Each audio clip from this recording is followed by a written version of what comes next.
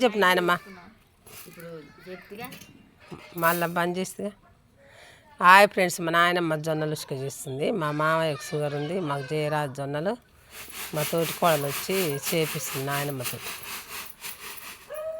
జొన్నలు ఎల్లిపాయలు మిరపకాయలు తీసుకొని ఒక ఆరు కూరుకొస్తాం. మమ్మల్ని తిడుతుంది, చేస్తుంది.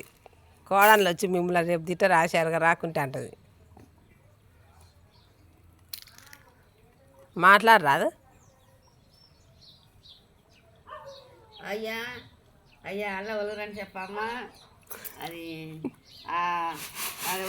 తయారుగున్న బియ్యం సర్వలు పోసుకొని కడుక్కొని తింటారు.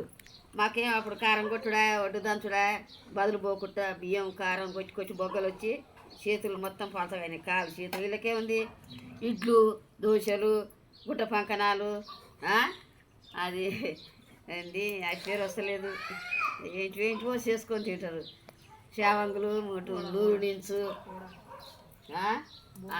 బోండాలు హోటల్ కంకిరి ఇవన్నీ నాకేలే హోటల్ పాసు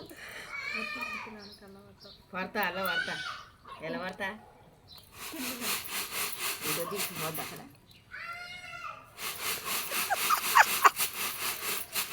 ఏది ముసలి ఎక్కలేక అనుకున్నాను.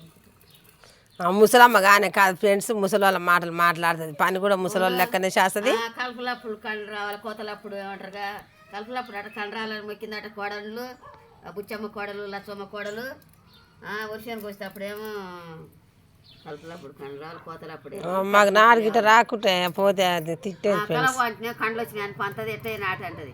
ఒరిగే వాటినే కడుపు నొప్పి లేస్తుంది అంటారు. అమ్మ బుచ్చమ్మ కోడళ్ళు లచ్చమ్మ కోడళ్ళు మా పోరలు దస్తురు చేసి ఫ్రెండ్స్. ఇలా సుఖం వచ్చింది, మాకు ఈ సుఖం లేదు పావాడా.